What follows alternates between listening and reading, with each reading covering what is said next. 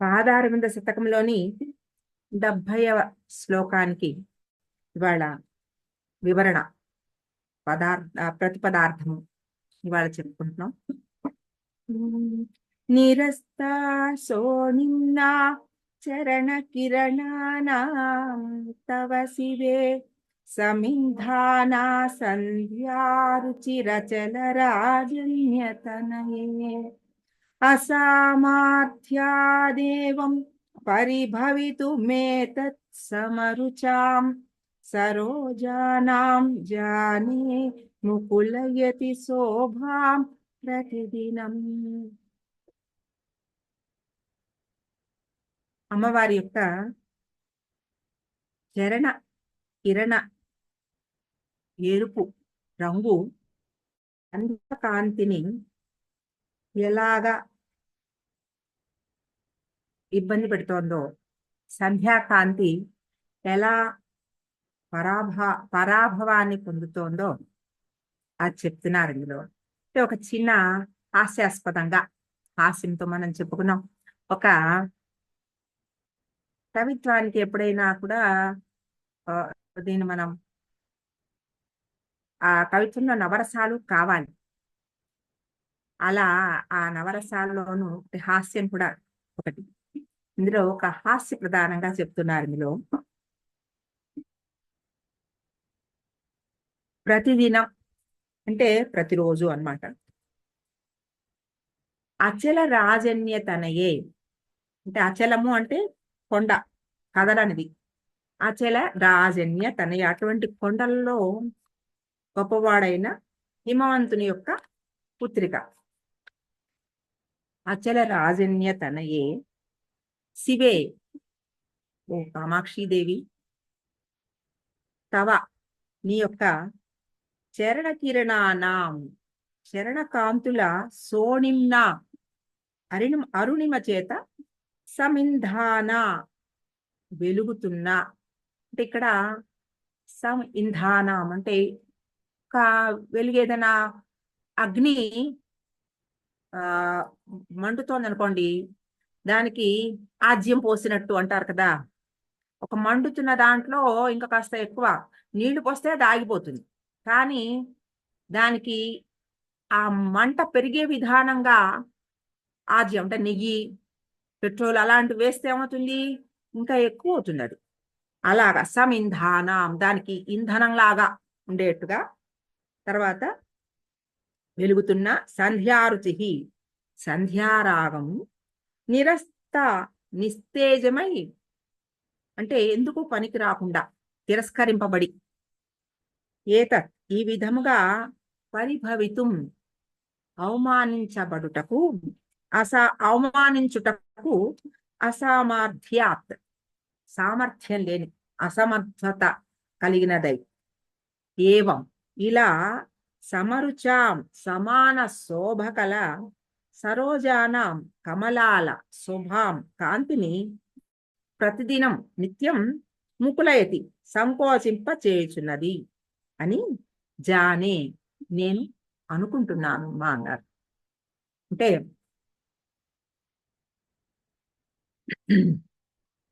అమ్మవారి పాద కాంతి ఎరుపు. ఎరుపు అంటే అసలైన ఎరుపు. ఆ ఎరుపుకి దేనితోనూ పోలిక లేదు. మనం ఎప్పుడు చెప్పుకుంటున్నాం ఇది అలా ఉంటుంది ఇలా ఉంటుందని ఒక పోలిక కోసం చెప్పుకుంటున్నామే, కానీ అసలైన ఆ రంగు ఎలాంటిదో మన ఊహకి అందనిది. మనం ఊహించుకున్నది సముద్రంలో ఒక బిందువు మాత్రమే, అంతే. అసలైన ఆ ఆ శోభ ఎంత ఉందో మనకి తెలియదు. కాబట్టి అటువంటి శోభ ఆ ఎరుపు ఎలాంటిదంటే అసలైన ఎరుపు, ద రెడ్ కలర్. అది ఇంకా ఆ రెడ్ కలర్ కి ఇంకా పోలిక లేదు. అటువంటి ఆ రంగు తామర పువ్వులకి మనం చెప్తున్నాం. అమ్మ పాద సరోజాలు, చరణ పద్మాలు ఇలా చెప్పుకుంటున్నాం మనం. కాబట్టి పద్మాలతోటి కలిపినందువల్ల ప్రతిసార్లు చెప్తూ ఉండడం వల్ల ఈ సరోజాలకి అమ్మవారి యొక్క ఒక పద్మాలకి సరోజాలకి ఒక పోలిక ఉంది, ఈక్వల్ అని మనం చెప్పుకుంటున్నాం. అలా ఈ సంధ్యాకాంతి కూడా అమ్మవారి ఎరుపు అనే ఆ సంధ్యాకాంతిని గురించి కూడా మనం చెప్పుకున్నాం ఇంతకు ముందర. సూర్యుడు చంద్రుడు అమ్మవారి పాదాలకి నమస్కరించి వస్తూ ఆ ఎరుపు రంగు వెంట తెచ్చుకుంటారు వాళ్ళతోటి. అందుకనే ప్రతిరోజు పొద్దున సాయంత్రము ఆ సంధ్యాకాంతి మనకి కనబడుతూ ఉంటుందని, మనం ఆ ఎరుపు రంగు కనపడుతూ ఉంటుందని, అమ్మవారి పాద కాంతులు ఆ పోలికగా ఉంటాయని మనం చెప్పుకుంటూ ఉంటాం. ఈ సంధ్యాకాంతికి అలా ఉంటుందని చెప్పడమే గాని అసలైన ఎరుపు కాదు అనే విషయం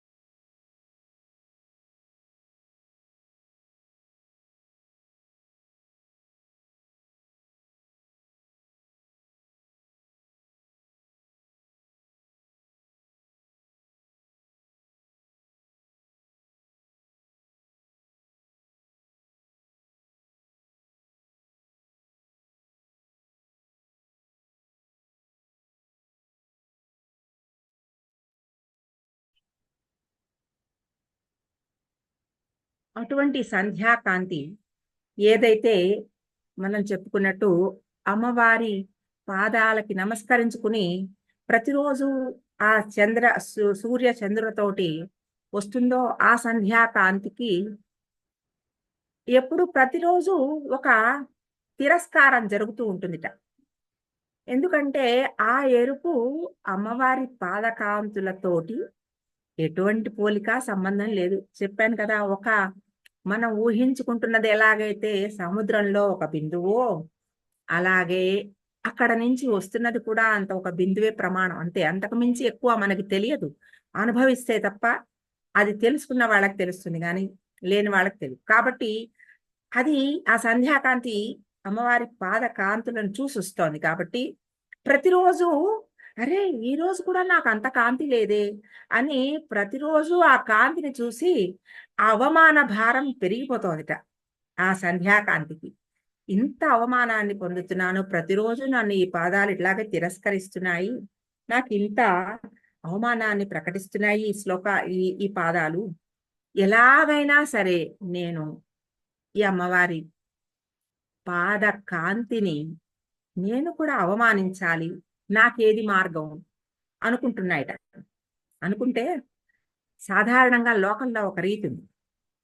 ఎవరైనా సరే ఒక అవమానం పొందినప్పుడు వాళ్ళకన్నా అవమానం చేసిన వాళ్ళు బలవంతులు అనుకోండి, వాళ్ళని ఏం చెయ్యలేకపోతే వాళ్ళకు సంబంధించిన వాళ్ళనో ఆ సంబంధించిన వాటినో ఇబ్బంది పెట్టి తృప్తి పడతారు.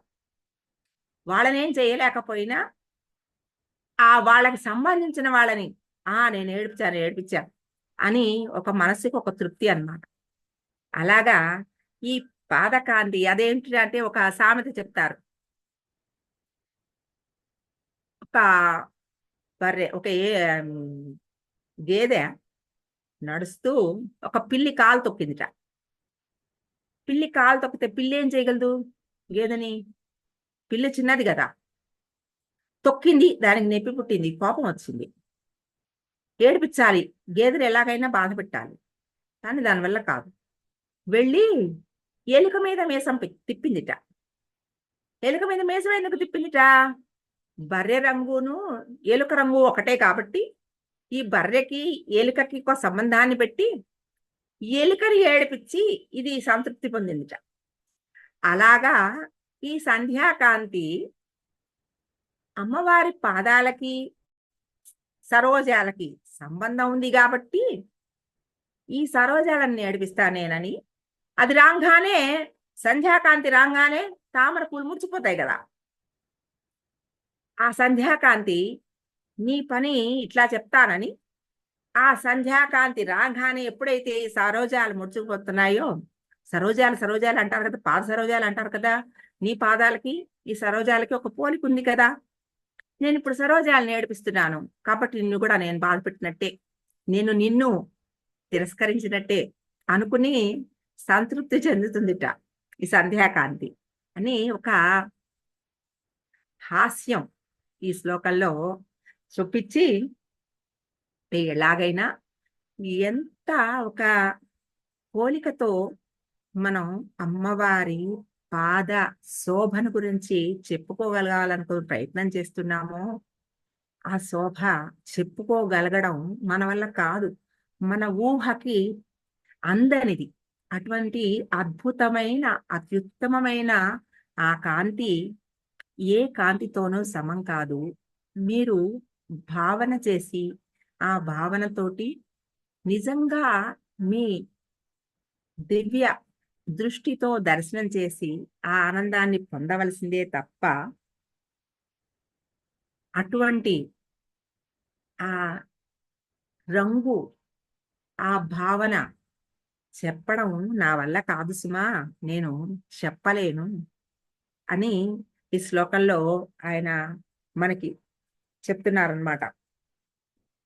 చాలా అద్భుతమైన కాంతి. నా వల్ల వర్ణించడం కాదు. నా వల్ల కాదు అటువంటి ఆ రంగుని నేను చెప్పడం. అటువంటి ఎరుపు ఎటువంటిది అంటే సంధ్యాకాంతులు ఎంత ప్రయత్నం చేసినా చూసి వచ్చి మనకి చెప్పలేకపోతున్నాయో, చూసి వచ్చిందే అవి చెప్పలేకపోతున్నాయి, తెలియచెప్పలేకపోతున్నాయి. అటువంటి అద్భుతమైన కాంతిని నేనెలా వర్ణించగలను? నా వల్లే ఏమవుతుంది. కాబట్టి నేను వర్ణించలేను అనేది ఈ ఈ శ్లోకంలో ఆయన మనకి ఇస్తున్న ఒక భావం అన్నమాట. అందులోనే ఒక హాస్యాన్ని గూడా మనకి జోడించారందులో.